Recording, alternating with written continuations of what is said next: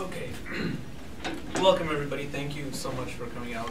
This whole week of actions is very important to get the word out, to get people going, to get actions going to oppose drone strikes in Pakistan and everywhere.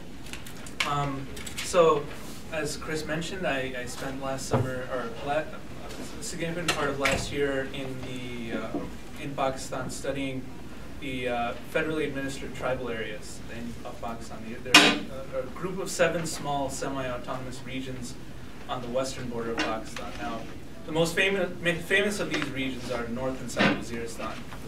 They're inhabited primarily by the Pashtun tribes people, of which I am one. And they're currently ground zero for both military operations by the Pakistani armed forces and American drone attacks. So it's important to talk a little bit about the history here a little bit briefly, and Waqas is going to give a more general overview, but specifically about this region. The roots of this conflict go much further back than the so-called AFPAC campaign that began in 2003. The origins of the Afghan Taliban are fairly well known, but the role of Pakistan is a little bit more complex. So in 1979, the Soviet Union invaded Afghanistan to prop up the communist government in Kabul. Now I start the story with Afghanistan because everything in the tribal regions is linked. The border between Afghanistan and Pakistan is very porous, and the people on both sides of the border are essentially the same. So in 1979, the Soviet Union invaded Afghanistan to prop up the communist government that had taken power in Kabul. Hundreds of thousands of refugees streamed over the porous border into FATA, and FATA, the acronym for federally administered tribal areas, in the Northwest Frontier Province, which were overwhelmed the already underdeveloped infrastructure, most of them ending up in squalid refugee camps with very few civil services. At the time, General Zia-ul-Haq, who was the military dictator of Pakistan and the infamous one who introduced blasphemy laws and Islamic laws into Pakistan, he seized upon the Soviet invasion as an opportunity to rescue his country's collapsing economy. The Pakistani government, in return for healthy military subsidies, began to funnel money, mostly American and Saudi money, and arms to extremist groups operating in Afghanistan. This consolidated military control over Pakistani politics, which was on the decline after the disastrous military operation in Bangladesh in 1971. So extremist groups were already being cultivated at this point on Pakistani soil to wage proxy war against India in Kashmir, but these were quickly expanded and redirected to train and fight in Afghanistan. Fighters on the Afghan side of the border used bases and camps in the tribal areas to re-equip and rearm, as well as to pick up new recruits. Flush with cash, these extremist groups built mosques and madrasas, which are religious schools all over the tribal areas, and in some cases in Punjab, preaching an especially virulent form of Wahhabism, which is the Saudi state version of Islam, which called for unceasing jihad against the invaders and the establishment of an Islamic state. They were helped along by their American partners, like the University of Nebraska. Now, their role was to publish textbooks for these madrasas, and I've included one of the math problems in their math textbook, which I thought was pretty good. So, a Kalashnikov bullet travels at 800 meters per second. A Mujahid has the forehead of a Russian in his sights 3,200 meters away. How many seconds will it take for the bullet to hit the godless communist forehead? That's how you teach physics. So due both to the lack of infrastructure and geopolitical design on the part of the United States and Pakistan, civil society in the tribal areas came to be provided almost exclusively by foreign-funded extremist groups. Madrasas were the only place to go if you wanted your child to learn to read. Mosques were the only institutions providing food and medicines to the refugees in camps, and the Mujahideen were seen as the only competent political force in the region. It's important to note that these Taliban, or what would eventually become the Pakistani Taliban, are related but distinct from the ones operating in Afghanistan. In reality, the Pakistani Taliban refers to dozens of groups, each with various political goals, although usually all sharing an extreme version of Sunni Islam. While Pakistan Taliban members may participate and provide support in the current conflict in Afghanistan, Taliban are focused on fighting the Americans only. And the Pakistani Taliban, different groups will have different objectives, such as overthrowing the government or establishing their own independent fiefdoms. Some are actually allied with the military. So you have to be specific when you hear in the media, who's fighting who, which Taliban are on which side. So anyway, after the Soviets withdrew, Fatah largely faded into the background, still underdeveloped both materially and politically, as the Afghan Taliban took over Afghanistan. In 1996, universal suffrage was granted, but political parties were banned from operating there. The predictable result was that only people with any sort of political organization, i.e. the clergy, won massive sweeps in elections in the tribal areas, catapulting hard-right religious parties like Jamaat-e-Ulama Islami into political legitimacy, along with the fighters who trained and operated in Afghanistan, first against the Soviets and then against the Americans. It's important to realize that this was not a bug, it was a feature. And it was not limited merely to the Pashtun tribes of the frontier. Reactionary Islamic ideology was seen by the West as the best counterweight to the threat of Arab socialism. Regional counterweight to the Soviet influence in Asia, by Saudi Arabia as the best counterweight to the threat of Arab socialism, and by the Pakistani military establishment as the best local counterweight to the rising national struggles within the country. So as a result, we have a combination of Islamic ideology, initially funded, propagated, and armed by American interests as a counterweight to communism, now attacking American interests and unleashing waves of reactionary terror across the Islamic world in general and South Asia in particular. In addition, U.S. intervention provides them with the most effective recruiting tools of all: the images of loved ones killed in airstrikes and villages destroyed during the military operations. Now that's the heart of what I wanted to talk about today. I guess that was a little bit long of a historical background, although there's no limit to the depth that you can go into in exploring the whole geopolitical chess that builds up to this. So I don't know if you've ever heard what a Reaper drone sounds like. They're propeller-powered aircraft, but the propeller is much smaller than your standard passenger airplane. So what you get is a very loud, very high-pitched buzzing sound. The drones circle overhead for long hours. They don't, it's not just one pass over, but they circle. It's called loitering, is the official military terminology. They circle overhead for hours to unleash the deadly payload at some unknown time in the future, or not. It could just be a reconnaissance mission. And the terrain of the tribal area is very rugged, very mountainous, especially in Waziristan. So the buzzing sound echoes from every direction. You can't really tell where the sound is coming from. You just sort of know it's up there. What's a person to do? You could go home, but your home is probably in a village where other people live, people who might be targeted. You have no idea. Maybe a cousin knows somebody who joined the Taliban for a paycheck or has to deal with them because they are political and economic leaders in the area. There's really not much you can do except go about your business with that maddening noise in your ears. Predictably, this state of everyday terror has had a massive detrimental psychological effect on life in Waziristan. When I was doing research there, we basically found that they're in the midst of a mental health crisis of massive proportions. Diagnoses of depression and PTSD have skyrocketed with all their associated problems, such as joblessness, drug addiction, and chronic poverty.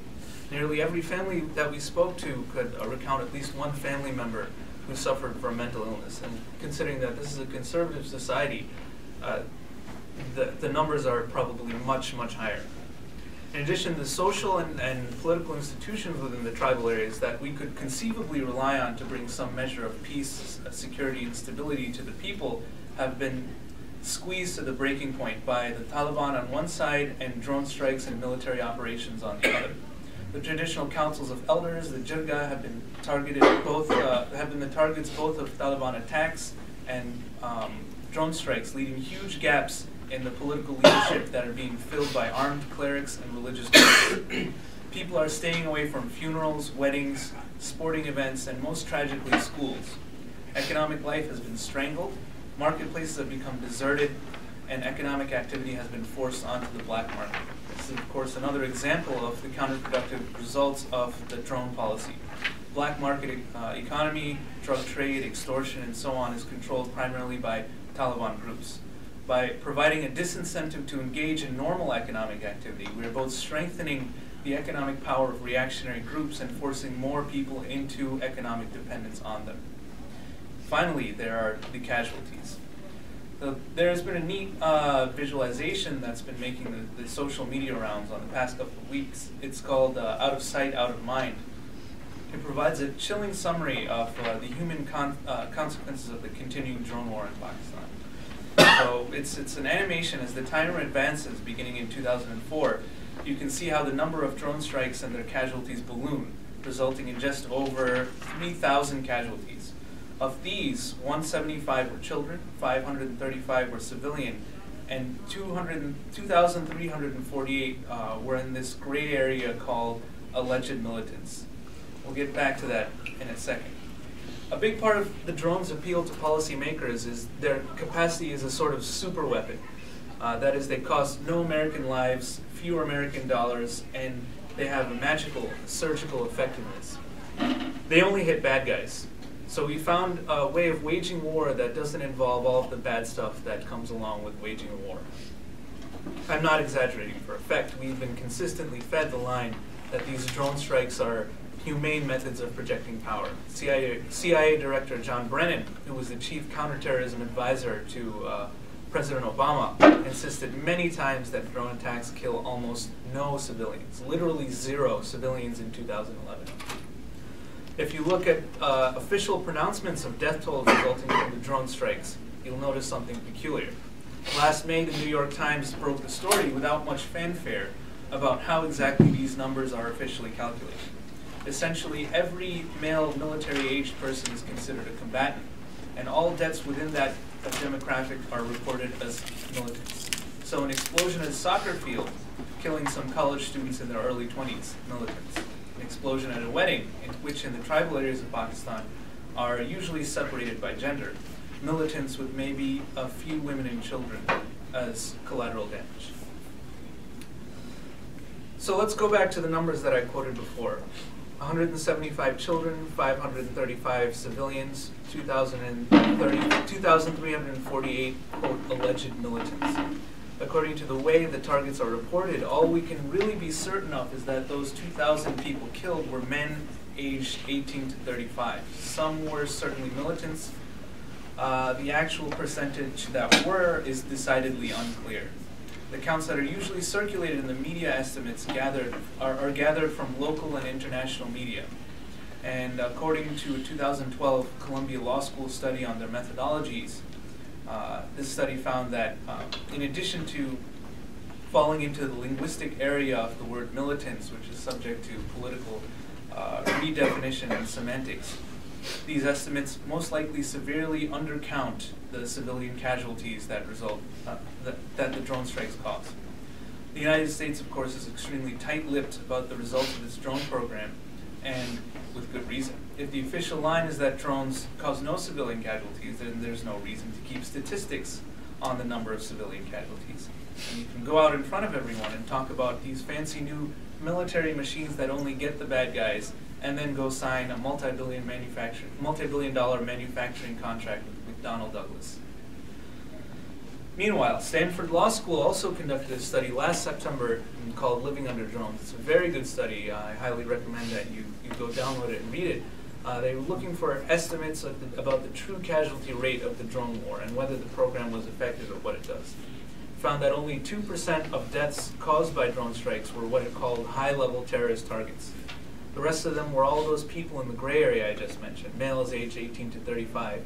Perhaps low-level militants joining for a paycheck, perhaps shopkeepers selling supplies, perhaps somebody's cousin or nephew or brother-in-law at the wrong place at the wrong time.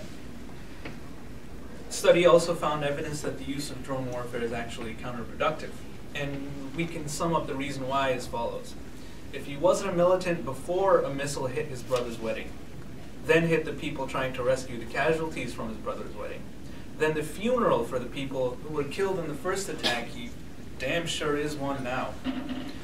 This is, by the way, a story we encountered several times in several areas, investigating the tribal areas. Weddings and funerals are apparently fair game for airstrikes, and the Bureau of Investigative Journalism found that at least 50 people so far were killed while attempting to recover wounded from previous strikes, and 20 further on deliberate attacks on funerals. These strikes and the resultant civilian casualties, the Stanford studies found, were remarkably effective propaganda pieces in recruiting extremist groups. In fact, so much so that Hakimullah Masood, one of the leaders of the TTP, literally said that drone strikes are a gift to us. They're the best thing we could hope for when we try to recruit people, because they're killing people's families. If they weren't militant before, after your cousins, your nephews, your parents get killed, then you're much more likely to go join a group. So it's clear, despite the secrecy surrounding the drone program, that these sorts of solutions, and I'm including military operations here as well, are bound to be ineffective because they attempt to target the symptoms of the problem, not the problem itself, which is the highly unequal distribution of wealth along feudal lines in Pakistan, maintained by a powerful state apparatus that is backed military and financially by the global neoliberal order. An order that's largely responsible for cultivating and deploying these reactionary forces in the first place. How much time do I have? You've spoken almost 15 minutes, so you probably should wrap it up. Okay. So, around 300 families control the vast majority of agricultural land in Pakistan. 14% of the farms operate 56% of the country's agricultural area. Many of these landowners are either in the government or the military. The two largest private conglomerates, by the way, are the Army Welfare Trust and the Fauji Foundation. Both private trusts that are run by and for military officers. Combined, they control a massive share of the Pakistani economy. In addition to the largest share of agricultural land, they hold large industries including oil, gas, insurance, banking, schools, university, radio, TV, and cereals, although the total wealth of the military foundations is unknown. Basically, if you want to do business or government in Pakistan, you have to work with the military. Also in 2011, the USA sent nearly $1.7 billion in military aid to Pakistan. 22% of the Pakistani budget went to defense and 44% went into servicing debts to international lenders, such as the IMF, on the condition that they institute free trade reforms which do nothing but further impoverish the working people of Pakistan. Little is left over, of course, to provide education and social services to a population that desperately needs them. These are the real barriers to education, to social justice, to progressive change. The stranglehold on the economic and political life of the average Pakistani, supported both directly and institutionally by the neoliberal system, and the social relations that continue to hold as a result.